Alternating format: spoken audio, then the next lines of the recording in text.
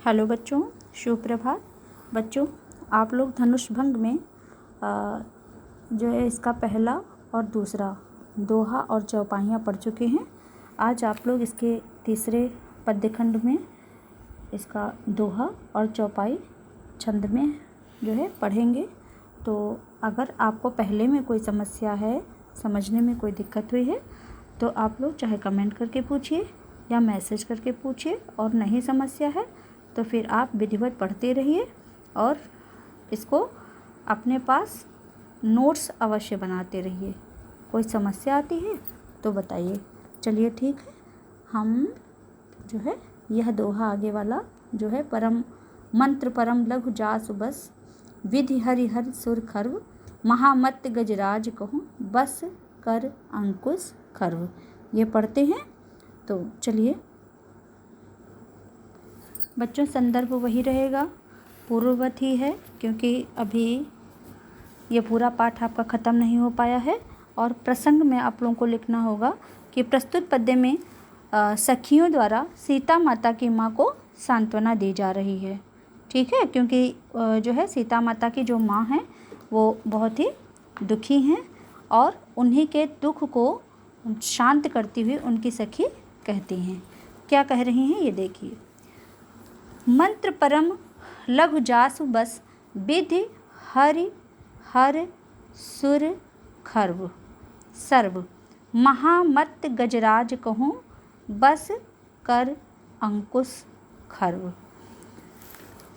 सीता माता जी की जो माता हैं, माता का नाम मैंने बताया था क्या है, सुनैना है। सीता माता जी की जो माँ है उनका नाम सुनैना है, और उनकी जो सीता जी की माँ हैं उनकी सखियाँ हैं। तो उनकी सखी किससे कह रही है? सीता माता जी की माँ से कह रही है कि ब्रह्मा विष्णु और महेश। ब्रह्मा विष्णु, देखिए लिखा हुआ है विधि हर। विधि कौन है? ब्रह्मा जी हैं। हरि कौन है? विष्णु जी हैं। और हर कौन है? शंकर जी हैं। ठीक, और सुर सभी देवतागण हैं। तो क्या कह रही है सखी कि ब्रह्मा है ना, विधि ब्रह्मा, हरि विष्णु, हर महेश यशु,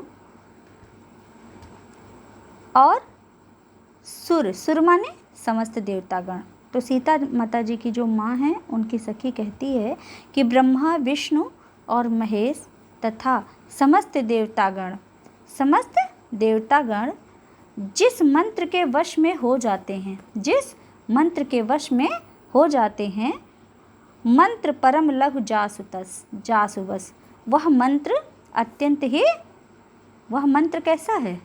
वह मंत्र अत्यंत ही छोटा है। ठीक, लघु माने छोटा है, वह अत्यंत ही छोटा है, वह मंत्र अत्यंत ही छोटा है, जिसके वश में ब्रह्मा विष्णु और महेश तथा समस्त देवतागण आ जाते हैं, अर्थात वशीभूत हो जाते हैं, वश में आ जाते हैं। भाई छोटा सा मंत्र है, ऐं ह्रीं क्लीं चामुंडाय विच्चे नमः। इसमें हमने तीनों देवियों का नाम ले लिया और कहते हैं इसके कई माला जाप करने पर आपको सिद्धि प्राप्त हो जाती है। तो ठीक इसी प्रकार से सीता माता जी की जो माँ हैं उनकी सखी समझाते हुए कहती है कि ब्रह्मा विष्णु महेश व समस्त देवतागण जिस मंत्र के वश में हो जाते हैं वह अत्यंत ही छोटा है। और फिर देखिए बड़े सुंदर उदाहरण दे करके वो समझा रही हैं, कह रही हैं महामत गजराज कहूँ बस कर अंकुश खर्व। और अपनी मद में मदमस्त रहने वाला, अर्थात मस्त रहने वाला जो हाथी है उसको वश में करने वाला जो अंकुश होता है, अंकुश माने लगाम जो होती है, तो वह भी कैसा होता है? छोटा होता है।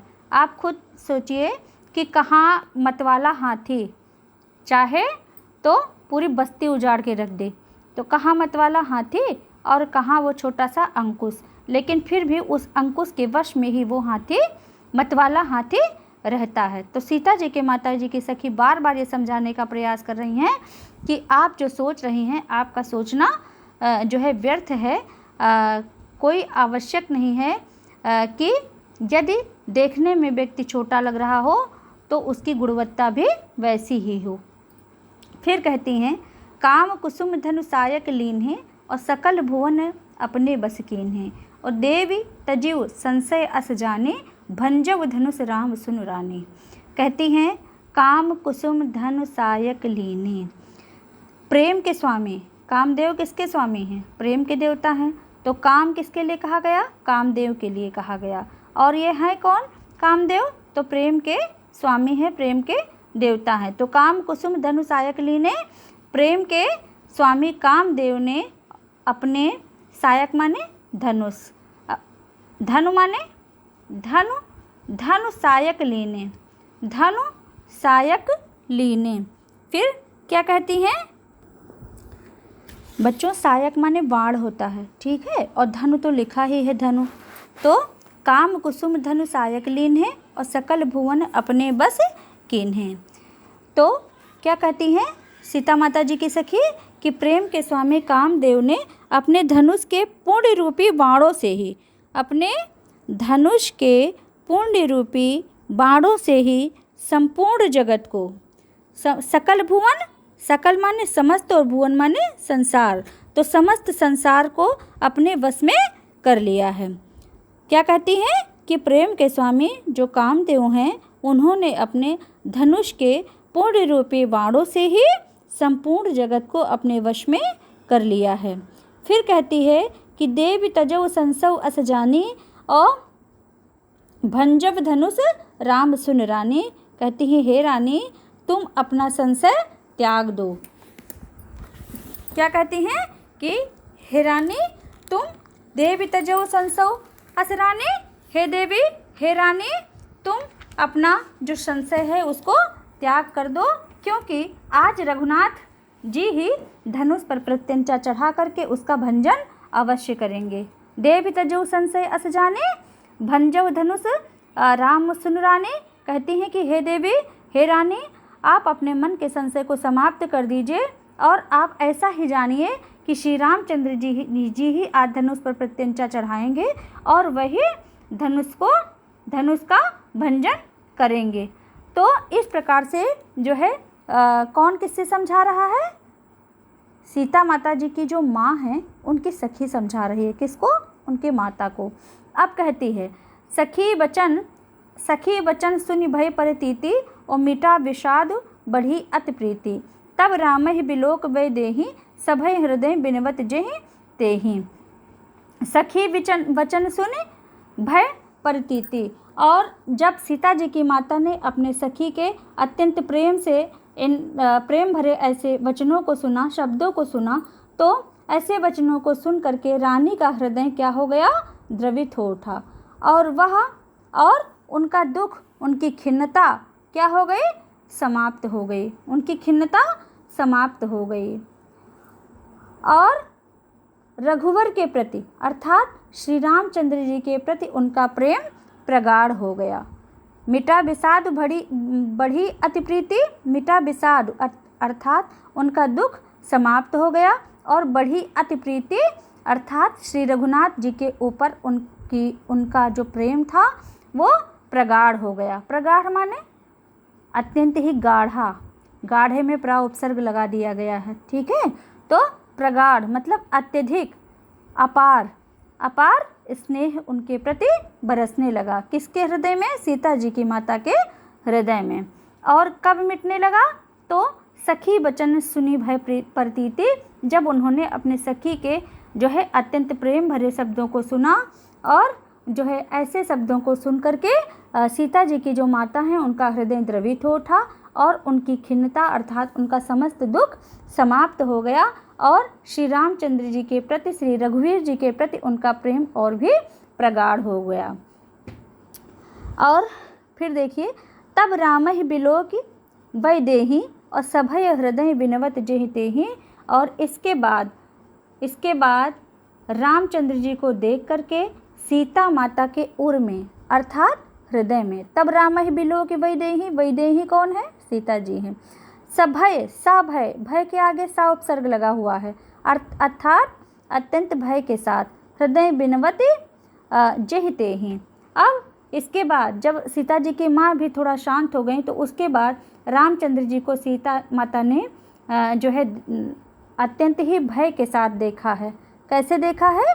तब रामः बिलोकि वैदेही सभय हृदय बिनवती। वो उनकी तरफ देख तो रही थी, लेकिन उनके मन में एक डर समाया हुआ था, और उसी डर बस जो है वो क्या कर रही थी, बार बार अपने ईश से अर्थात अपने परम ब्रह्म परमेश्वर से, जिनके लिए उनके मन में एक श्रद्धा थी, ऐसे उस ईश्वर से मन ही मन विनती करती हैं।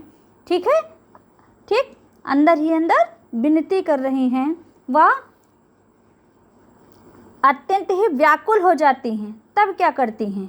मन ही मन मनाओ अकुलानी। अत्यंत ही मन में जब वो व्याकुल हो जाती हैं, उनकी व्याकुलता जब और अधिक बढ़ती है, तब हो प्रसन्न महेश भवानी।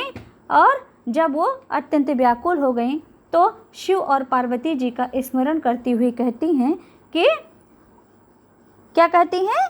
करहु सफल आपन सेवकाई और कर हित हरहु चाप गरवाई। कहती हैं कि जब वो बहुत परेशान हो गई हैं, व्याकुल हो गई हैं, तो उन्होंने शिव और पार्वती जी का स्मरण किया है, और उनका स्मरण करते हुए कहती हैं कि आज मेरे दास्य भाव द्वारा किए गए कार्यों को सफल कर दो। क्या कहती हैं?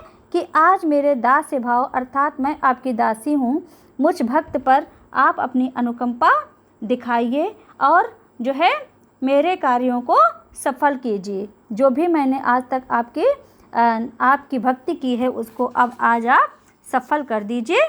और फिर क्या कहती हैं? हो प्रसन्न महेश भवानी। ये तो हो चुका है।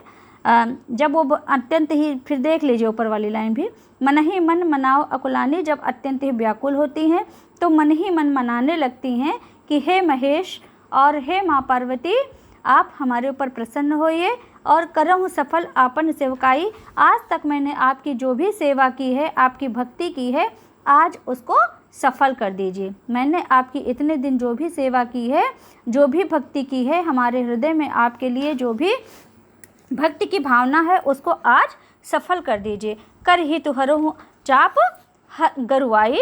और जो है, और किस रूप में कह रहे हैं? क्या कह रहे हैं? क्यों कह रहे हैं ये कि आज मेरी सेवा भावना को आप जो है क्या कर दीजिए, सफल कर दीजिए? क्यों कह रहे हैं? आप लोगों ने पूरा रामायण में देखा होगा, जब धनुष भंग हो रहा था तो जो है सीता जी के हृदय में कौन सी बात चल रही है? वो क्या कह रही हैं बार बार कि मैंने आपकी जितनी भी भक्ति की है, जो भी सेवा भावना मेरे हृदय में थी, उन सभी को आज सफल कर दीजिए। और क्यों कहती हैं ये? क्योंकि वो जानती हैं कि इतना भारी धनुष श्री रामचंद्र जी नहीं उठा पाएंगे, इनकी उम्र कम है और इनके हाथ बड़े कोमल हैं, इसलिए ये नहीं उठा पाएंगे। तब जो है वो देवी देवताओं का अनुनय विनय करने लगी और कई प्रकार से जो है देवी देवताओं से मनाने लगी, विनती करने लगी, और यहाँ तक कि उन्होंने अपनी भक्ति को भी अर्पित कर दिया शिव और पार्वती जी के ऊपर कि वो जो है उसको भी आज सफल कर दें। जो पार्वती जी ने आज तक, सीता माता जी ने, पार्वती जी भी उन्हीं का रूप है, लेकिन सीता जी हैं यहाँ पर, तो सीता जी ने जो भी आज तक जो है भक्ति भावना की है, तो उसको जो है आज सफल कर दें। कौन? महेश भवानी अर्थात शंकर जी और पार्वती जी। तो और क्यों कह रही हैं? तो कह रहे हैं कर ही तो हरहु आप गरुआई। क्योंकि जो है इसलिए वो देवी देवताओं की विनती कर रही थी, यह मना रही हैं कि आज उस धनुष की गरुआई अर्थात उसका भारीपन कम हो जाए। हे ईश्वर, आज इस धनुष के भारीपन को कम कर दीजिए। फिर किससे मनाती हैं? गणनायक वरदायक देवा, आज लगे कीन्हु तू सेवा। फिर कहती हैं कि कार्यों को, ये तो कह चुकी कि हमारे धनुष के भारीपन को समाप्त कर दीजिए। ये विनय उन्होंने किससे किया है? शिव और पार्वती जी से किया। फिर क्या कह रही हैं कि जो है गणनायक वरदायक देवा, गणनायक वरदायक देवा, आज लगे कीन्हु त्यों तोई सेवा। और बार बार विनती सुन मोरी, करहु चाप गुरुता अरिथोरी। अब किससे कह रहे हैं? अब विघ्न विनाशक, विघ्नों के हरने वाले श्री गणेश जी का आवाहन करते हुए माता सीता जी कहती हैं कि हे लंबोदर, आज मेरी सेवा को आप फलीभूत कर दीजिए, अर्थात मेरी विनती सुन लीजिए व अपनी कृपा दृष्टि मुझ पर बरसा दीजिए तथा इस धनुष के भारीपन को कम कर दीजिए। बार बार विनती सुनी मोरी, बार बार उनसे प्रार्थनाएं करती हैं और कहती हैं कि करो चाप गुरुता अति थोरी, आप जो है इस धनुष की गुरुता को अर्थात इस धनुष के भारीपन को कम कर दीजिए। थोड़ी समाप्त करने के लिए नहीं कह रही हैं कि कम कर दीजिए। क्यों कम करने के लिए कह रही हैं? क्योंकि अब श्री रामचंद्र जी के जब वो अनुरूप हो जाएगा तो उसको भली भांति उठा करके उसका भंजन कर पाएंगे। इसलिए वो कौन कौन से देवी देवताओं का स्मरण किया है? वैसे मन ही मन तो ये पता नहीं कितने देवी देवताओं का स्मरण करती हैं, लेकिन जो है महेश भवानी अर्थात शंकर और पार्वती जी का आवाहन किया है और अंत में इन्होंने किसका आवाहन किया है? श्री गणेश जी का आवाहन किया है। ठीक है बच्चों, तो चलिए आज आपने इस वीडियो के माध्यम से ये तीसरा जो है पद्यखंड धनुष भंग का पढ़ा है। इसके आगे का हम दूसरे वीडियो के माध्यम से पढ़ेंगे। तब तक आप लोग इसको पढ़िए, इसका अभ्यास कीजिए और अपनी नोटबुक में इसको लिख करके प्रैक्टिस कीजिएगा। ठीक है।